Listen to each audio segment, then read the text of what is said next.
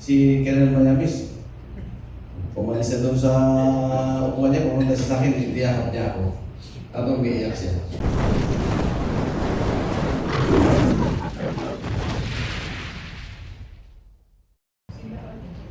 To help me moderate this, let us all welcome the president of PLPC Media Group, who is also helping the publicity of this documentary film, Mr. Mel Navarro.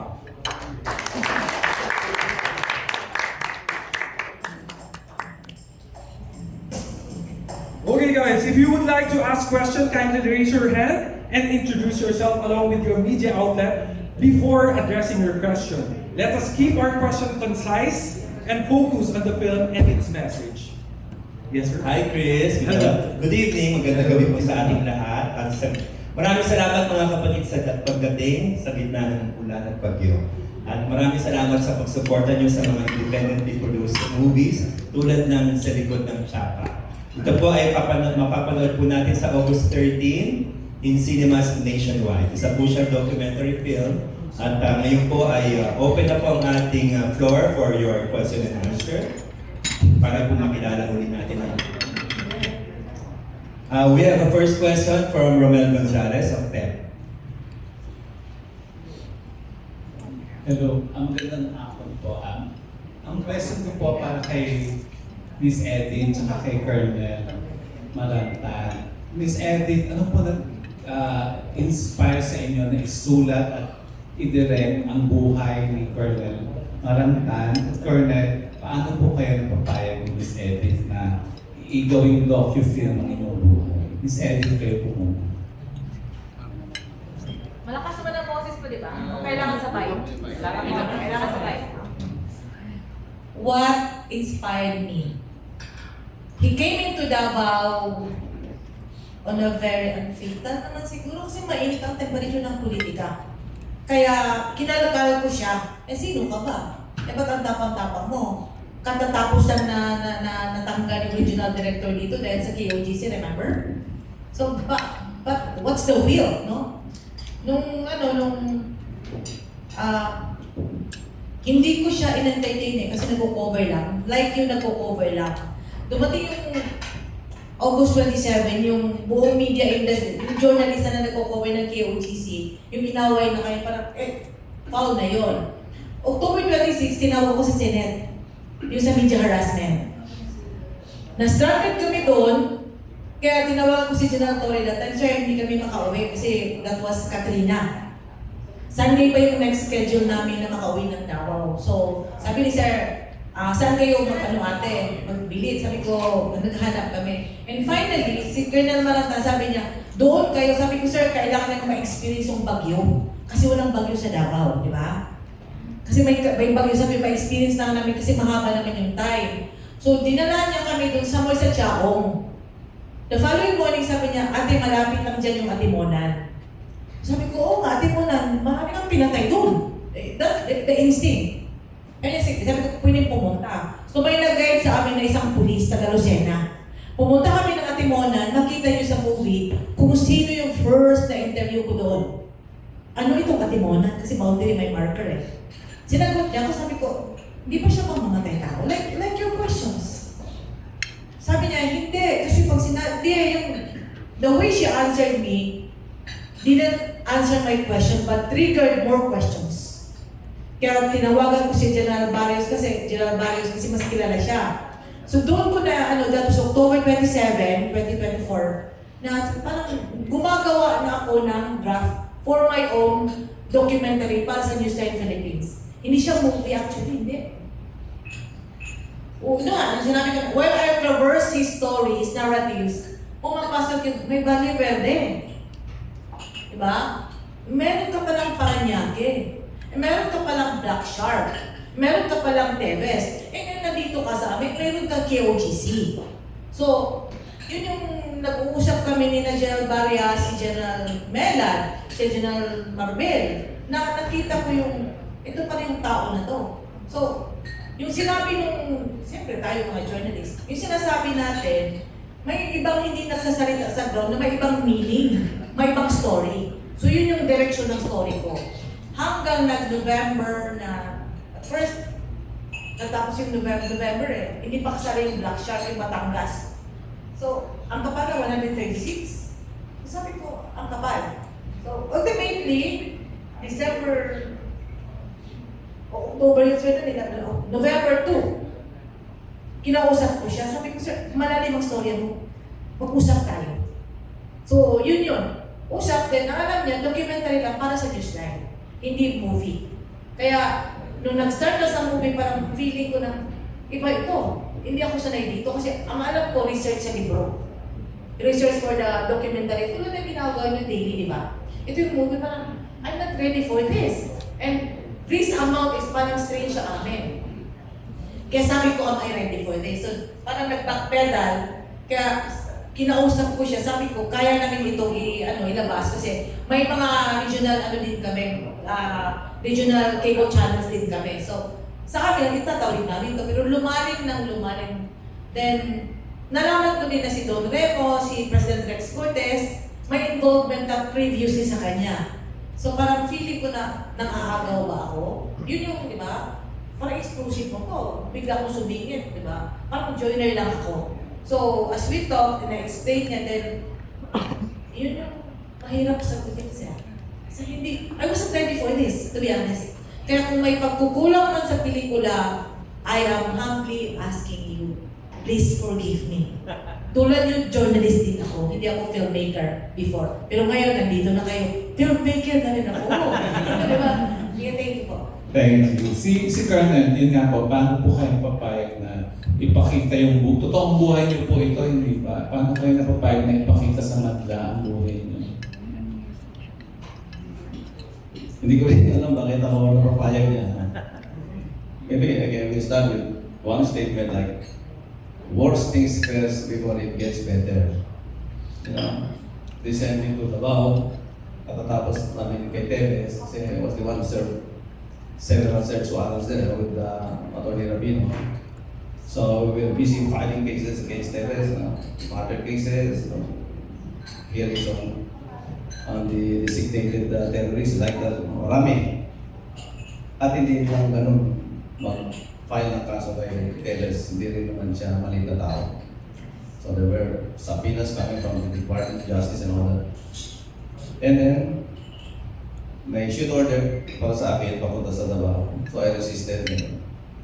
But there's an order, so I must go para hindi ma-charge ng insubordination because that's another case.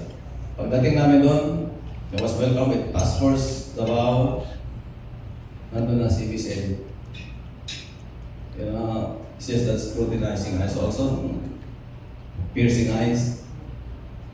Na-observe ko naman lahat yun, so I said, itong babae ito, hindi gagawa ng matino sa akin to. And so, it did.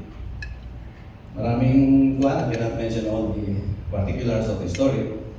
I was sent to Davao because of Kibuloy para makatulong, arestuin si Kibuloy. Na-aresto naman namin. Ito kasi maybe about 16 days, malapit na, September 8 yung namin. So, and then, nakita ko naman yung, sinabi naman niya, there were attempts already to come up with a memoir. I was jailed for 5 years because of that moment. Nakasama ko naman sina Senator Bong Revilla and Senator Jinggoy inside jail. We started trying to come up with stories na hindi natapos. And then I got out of jail. Nakausap ko sina Don Remo and Mr. Rex Cortez and nakatapos kami ng maraming script. PowerPoint. And then, because of that, sending me to Tevez, sending me to Kibuloy, that stops the momentum of the story. So, pagdating namin doon, ay nakita ko naman yung the sincerity of Miss Edith na to entrust one story. Kasi di ba, very basic naman yung entrust one story, that's your life, to a person that passionate enough, aggressive enough to bring out the best in you, the truth in you. That's why it's TBR. TBR means truth, betrayal, and redemption. It's written. Siyang nag-conjugate those words. So I think baka kaya naman niya siguro kasi ang dami naming pan. When he started, she started writing it. Makulit talaga siya. Makulit talaga siya. Journalist, I think that's one of the qualifications to be a journalist. Even at unholy hour, like 2 a.m., 3 a.m., tawag yan. Di ba ganito yan? Sabi ko, minsan tanungin ko siya, ano ba yung oras mo dyan? Kasi baka magkaiba yung oras ko. Di ba? 3 a.m. here. 3 a.m. dito. Pero pasensya ka na, red tuban kasi pag nakuha pala niya yung peak niya writing, hindi naman ano sa akin, favorable sa akin kasi I have to take rest also kasi it's another day fighting Kibuloy and all that. Sabi ko, sige, isulat mo lang ng isulat. But tama yung sabi niya, we intended for documentary only. Never did I yun na papunta na pala sa documentary, the movie. Hindi ako, this is the first time na makaharap ko kayo po. Usapan na namin ni Karen Mayamis kanina. Before, when we prepared for battle, we know that's going to be an armed encounter. Ito lang ang nararamdaman natin. But now, we are nervous, 5 days na kami, parang nininervous kami sa inyo. Okay lang. Yun lang po. Yun lang po. Sasabi. Thank you po and congratulations sa pelikula. Okay, next one. We have a set of questions from Jonel Esteriori of Cinema Bravo.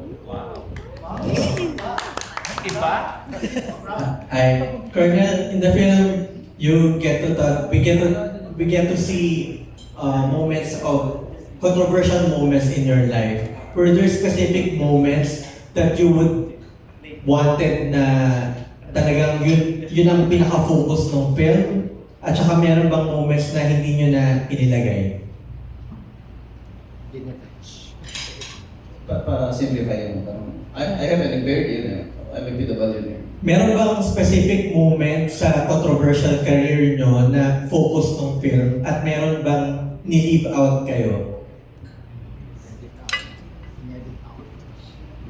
May anim na controversial na incidents doon like the Valle Verde, the Parañaque shootout, at emanates from the RCBC massacre of Pabuya 2008. And a series of bank robberies dito sa Metro Manila that time.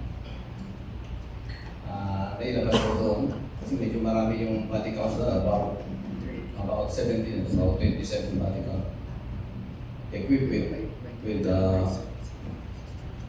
assault rifles, high-powered firearms, supposed to be owned by the law enforcement or the security forces, but now it's all being used by the perpetrators na, the Kuratong Maliling. I think you know that, you can relate to that. So, and they were unstoppable, so I was asked by the palace na to come up with the case operation. Now, yung iba, yung Valle Verde, in fact, it's still in the video, YouTube. Nasa YouTube pa rin mo yung movie yun.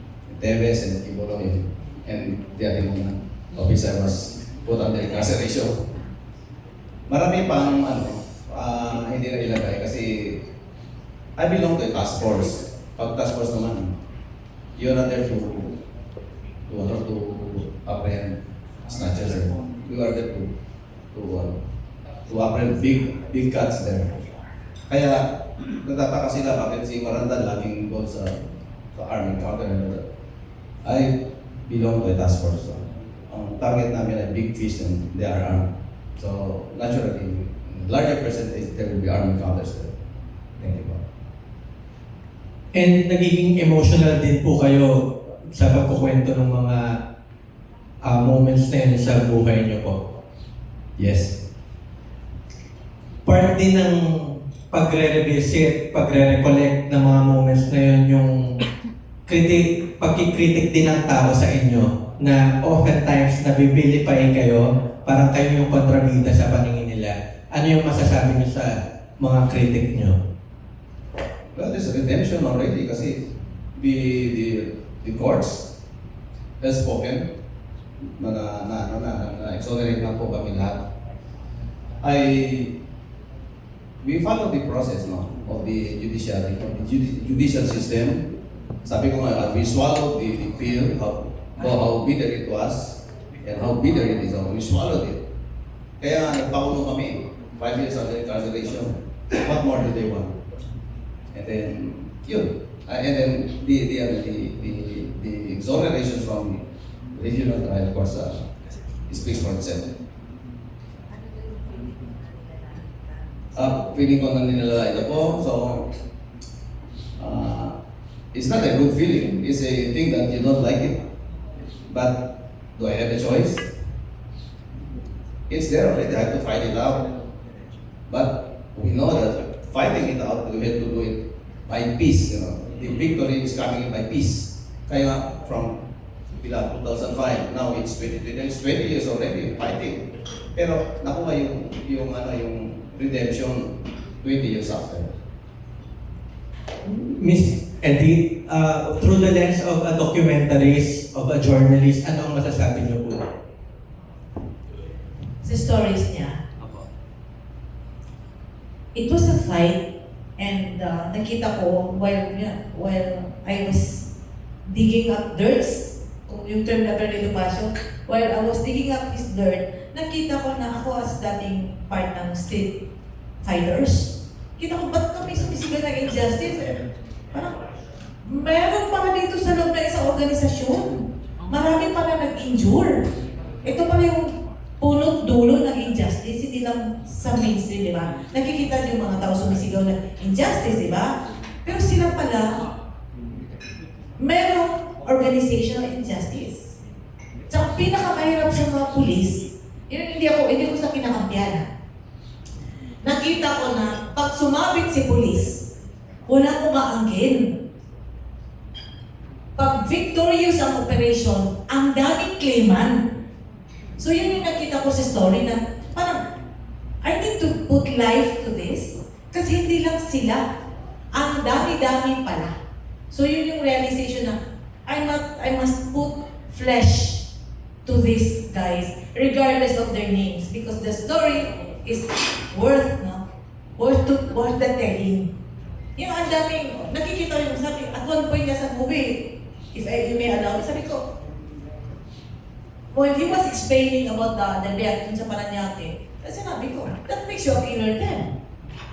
Sabi niya, ito yung may mga collateral damages, so masakit for me na hindi ko siya naging friend, but I need to write the story to give justice sa itong hindi natin nakikita. Kasi tayo naman usually, di ba, first week lang, tapos na yung storya.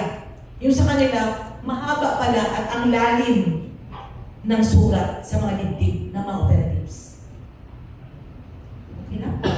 Thank you po. Yes, thank you so much. And just for your info rin, kung naririnig nyo kanina yung official soundtrack ng movie, by the way, kung hindi lang si Miss Ging Caduaya is director, producer, and writer, is also a composer, di ba? Very talented ang ating producer. Palakpakan naman natin siya. Siya yung composer ng OST natin. And of course, sung by Mr. Jerry Anga. Okay, next. Hello. We have a set of questions from Cesar Batinga of Net25. My question po is for the producer mo ngayon. Ang sa akin po is yung visual at narrative ng story. This is a docu-film, pero may input po kayo na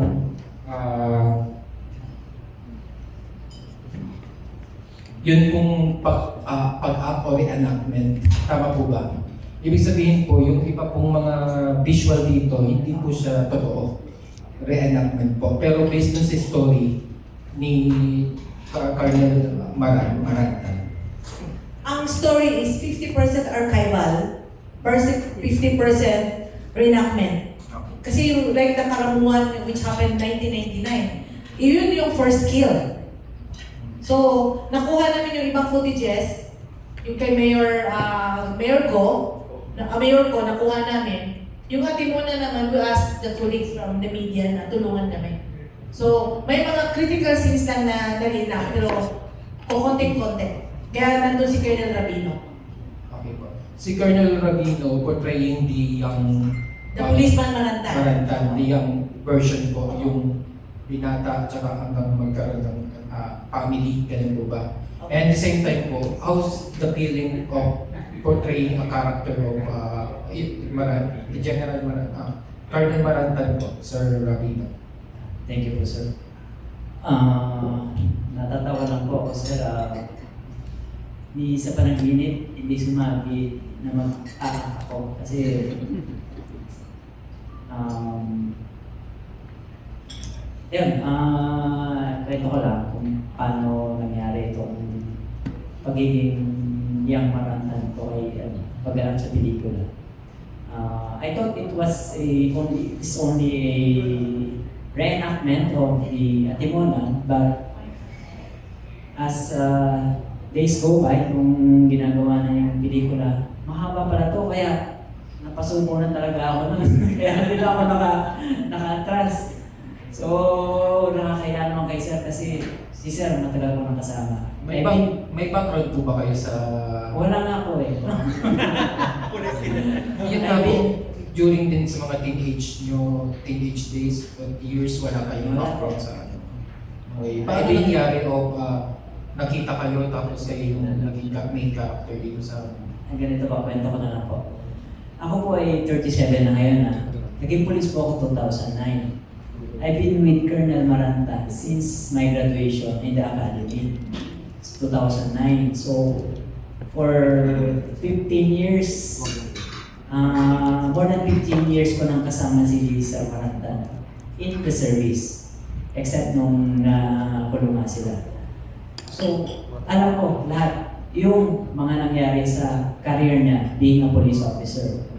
So, yun, isa yun sa nagtulak din sa akin kung bakit ko na lang ginampanan yung role ng pagiging isang batang Colonel Marantan. Saka, to pay tribute also to the person na in-idolize ko din sa servisyo kasi ito yung maraming hindi nga po nakita ng mga tao kung gaano yung sinakripisyo niya sa career niya for almost 30 years of his police service. Yun ang gusto nating makita sa pelikulang ito. Maraming ginanakit siya na pinagdaanan, maraming challenges, maraming sacrifices na hindi nakikita in real life. So yun, para sa akin, sana nabigyan ko ng justisya yung pagganap ko sa kanya bilang young Colonel Marantan. Pero wala namang masyadong marami pong exposure doon sa akin. Yung ano lang, mga scenes lang, physical scenes lang. Baka mag-problema. Baka lagi ang makikita doon. So, yun, masaya din ako na naging part ako ng isang makabulang pelikula na to. What makes this film different from the police movies na nakikita natin previously is that these are all facts na nangyari. Totoo lahat, na inilahad at binigyang buhay sa isang pelikula kung ano yung pinagdaanan ng isang Colonel Marantan.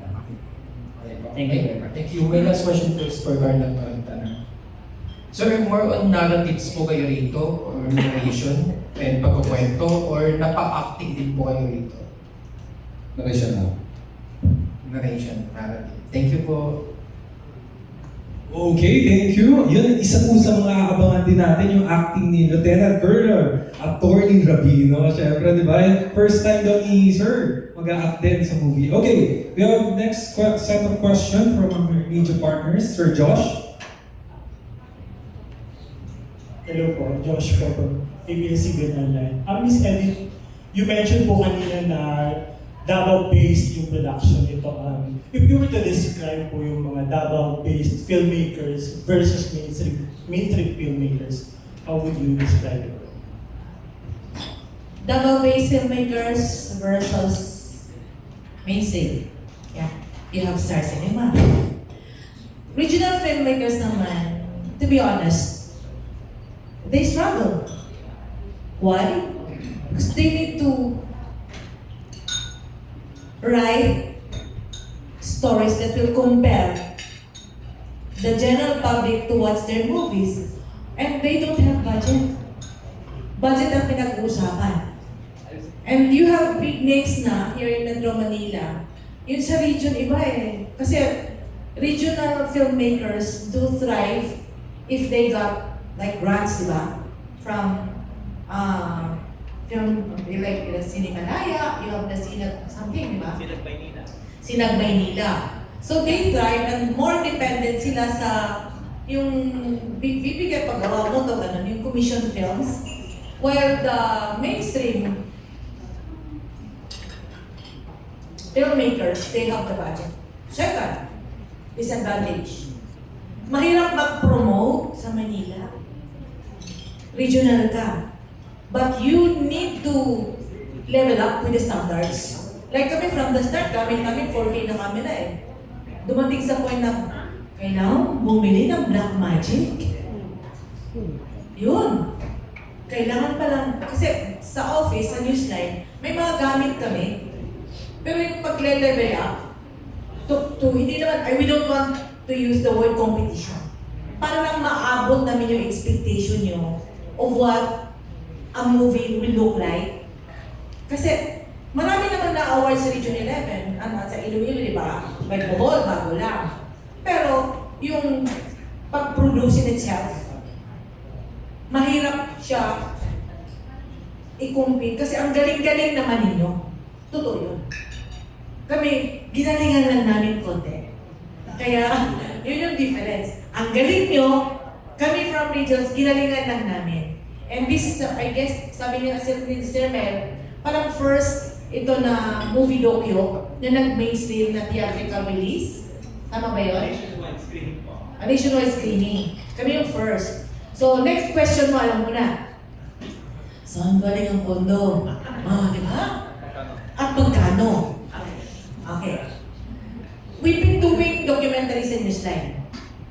Sa cost yun ng production sa amin, admin.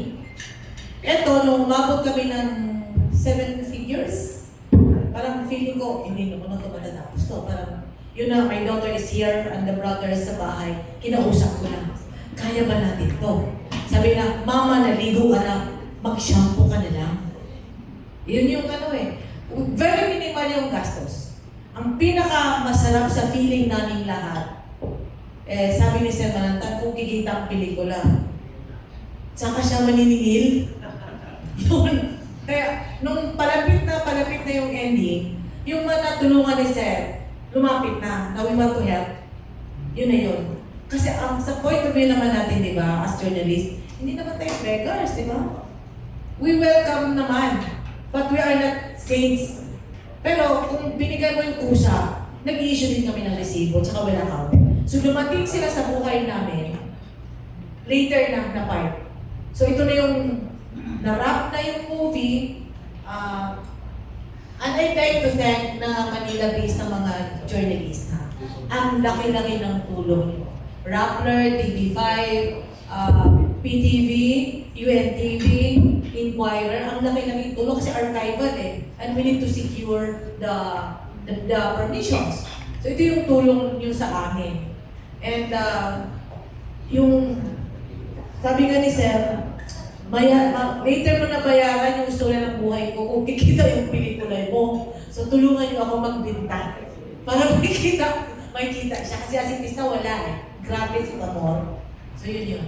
Follow up na po, will it be the start of your advocacy na ma-highlight yung regional filmmakers? Advocacy. Part siya, and advocacy din na hindi lahat ng pelikula may kissing scene at bed scenes. Yun yan. Thank you po. Last ako for call Mario. Sir, you mentioned po kanina na kaibigan ka po, sir. If you were to describe him as a person, paano mo po siya i-describe na napakita rin ito sa pelikula? Outside work. He's my brother. A brother na hindi ka iniwanan ng kababayan. It's not only that I was with him since cadetship, so sa hirap ng hinahawa, nakasama kami. But I saw personally how he lead us, how he lead our class, the PNP class of 1998, to survive. Okay. You know, when you are an officer, siya class president, his responsibility was the whole class, not only survival. Okay. Unlike sa amin, we need to survive ourselves. But for him, he need to work all alone to survive all the members. And we were the most numbered class, 1998. Kami we graduated 386. The most populated class yan sa buong ever ng PNPA. So imagine, he carried us all throughout hanggang sa survive. And up to now, that is still our emeritus president. So nakita ko siya doon. If I was to describe him for me, you know, in your life, meron kang tao to reveal all things, di ba? Personally, sa buhay mo, and operational sa amin, meron mga sikreto, and that someone is siya. Kung baga, I can reveal my life to him. I don't know kung ano siya sa akin, but I feel that the same. That mutual respect. If I feel burdened, matawag ko sa kanya. Okay. When we were in Marawi, I called him. Kung minsan, I was in those part of my life. Nagtatanong ako kung tama ba itong ginagawa namin. Kasi sa Marawi, wala kaming ginawa, kundi manira ng bahay. Matay, manira ng buhay. The Marawi siege. Wala. So sa kanya ako nag-confess kung what was happening there.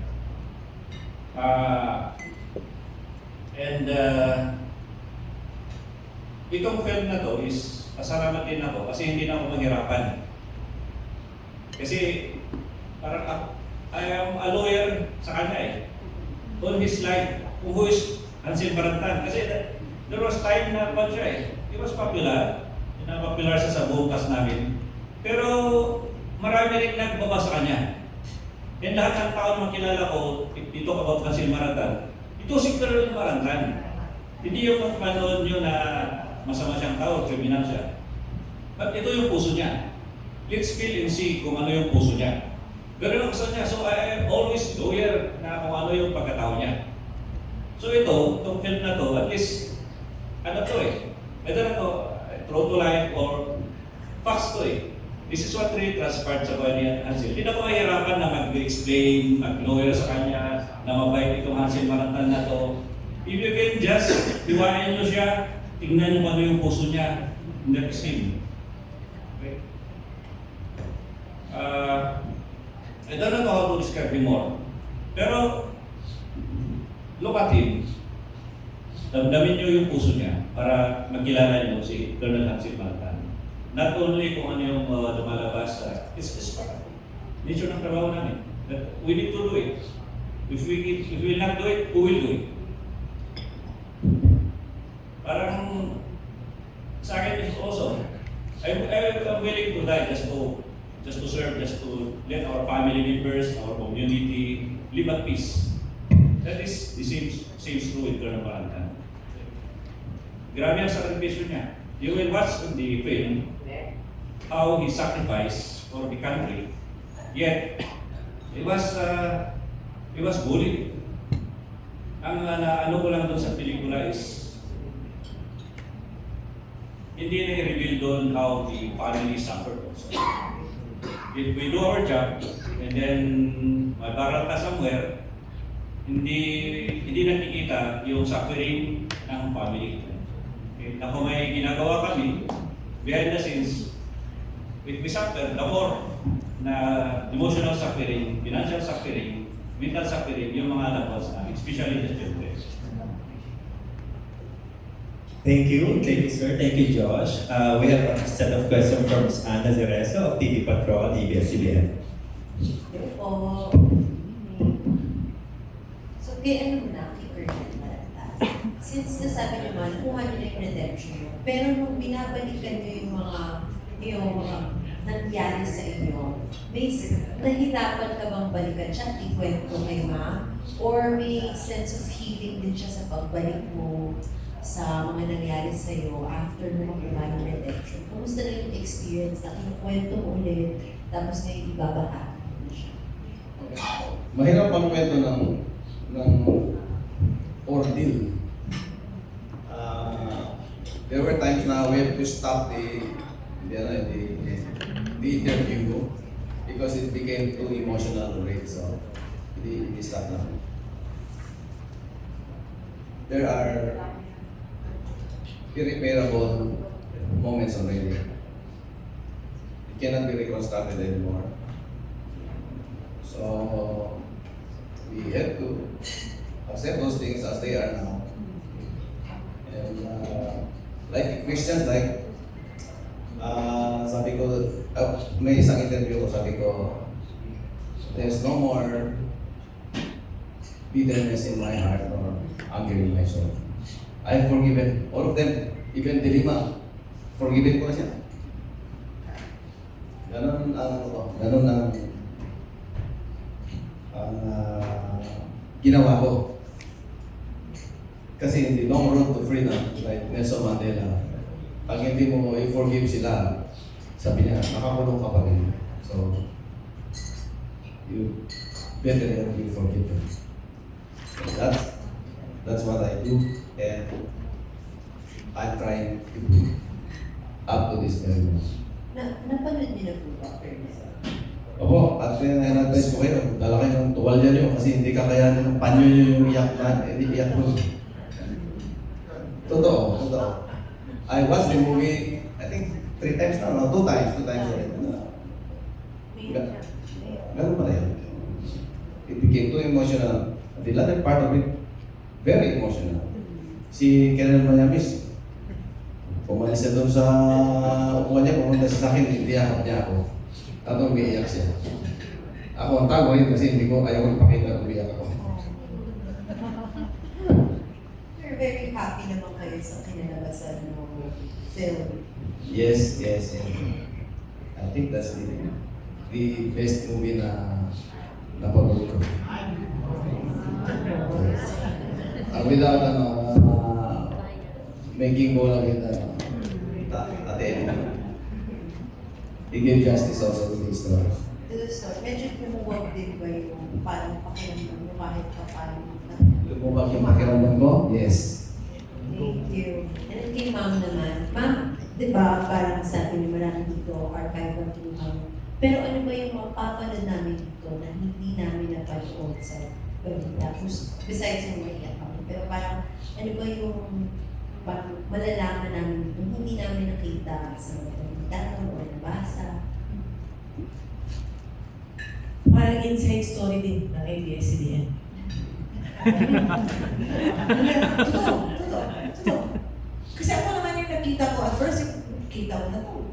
While I was browsing, tinignan ko ABS, GMA, TV5, Net25, PTV, tinignan ko. Parang yun na nga, hindi sa nagbigyan. Parang inside story. Ito pala yun. Which gave me courage to do more and do it better.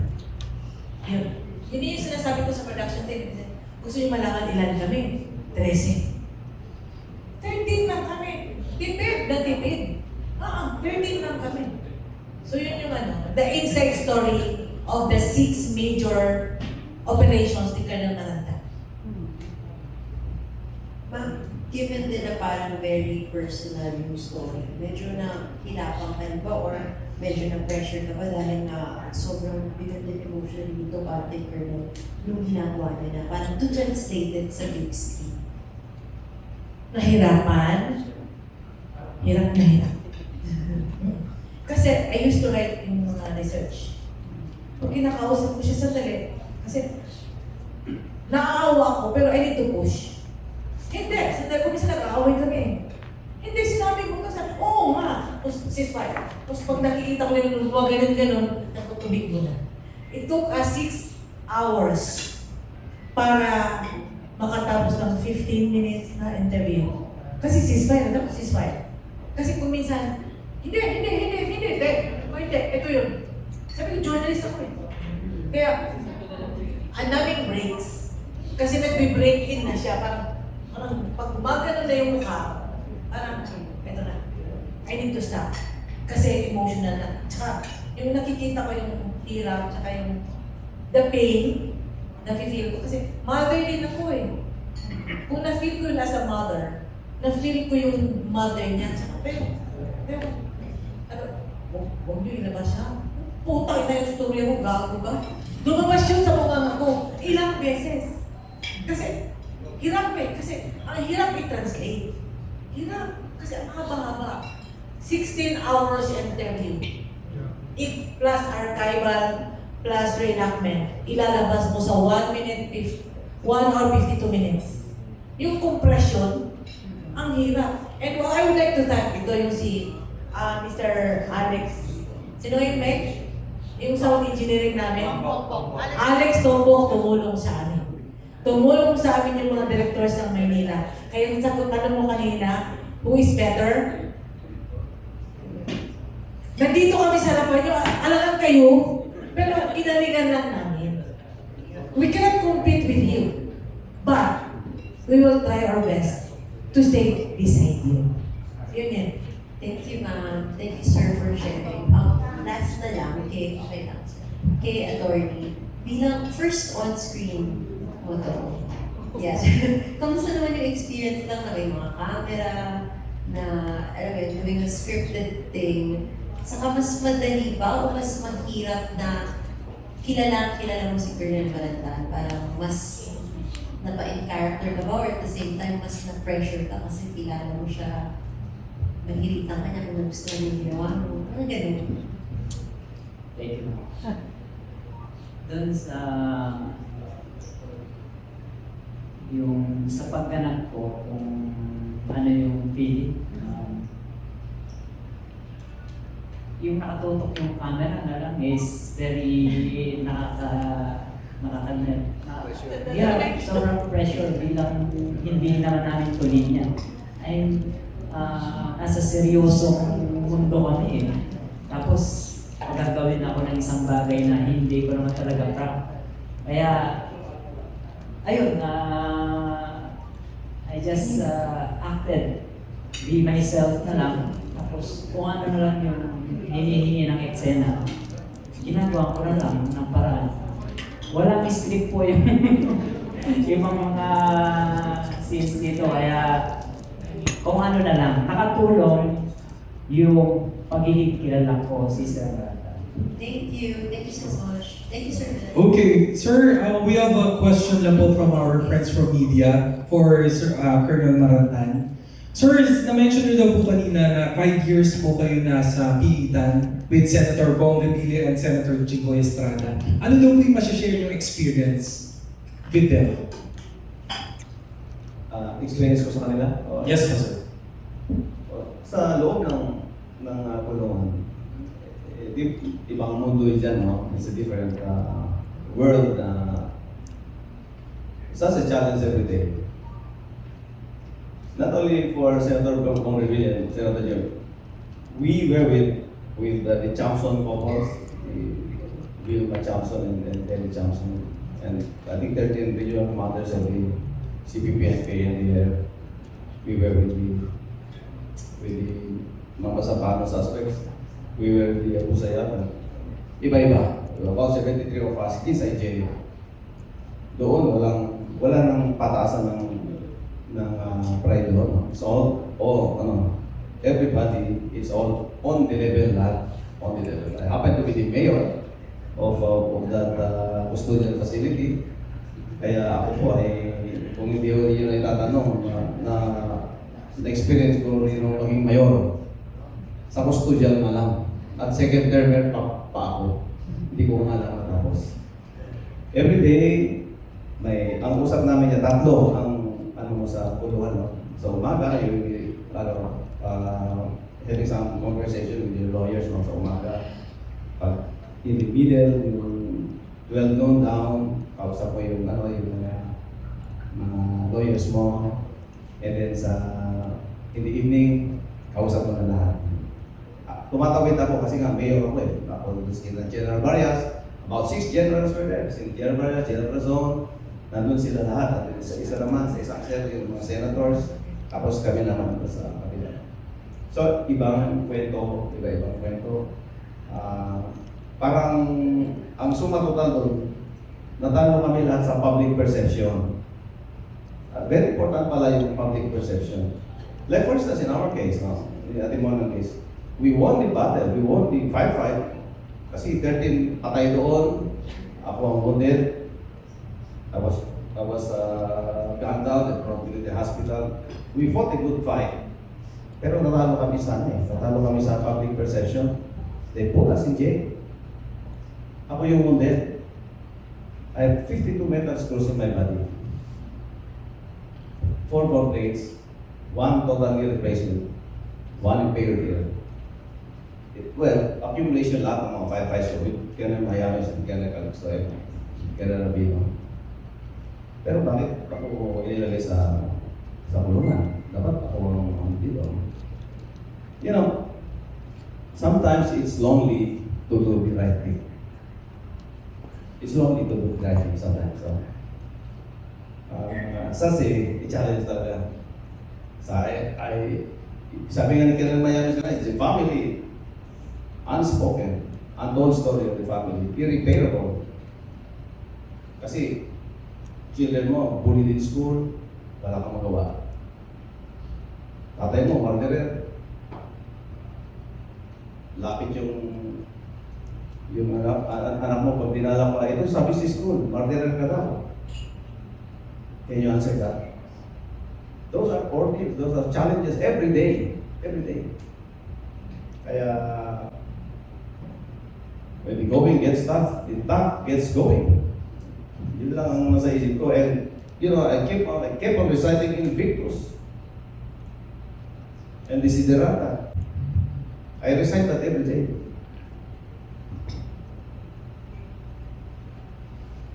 Okay. Na-recite na rin yan, ni Colonel Rubino. Out of the night that covers me, blood as the deep from pole to pole. We can recite any poems inside because we want to be strong. Yung iba po, makikita rin yung sa movie. Salamat kayo. Thank you so much, sir. Thank you so much, Sir Mom. Okay, it's already 8 p.m. Now, guys, entertaining present guests after this official launch of the trailer of Sa Likod ng Chapa, we can continue this question and answer. Okay, entertainment present guests, I am honored to introduce to you the official trailer of Sa Likod ng Chapa. Roll BTR. Palakpak mo.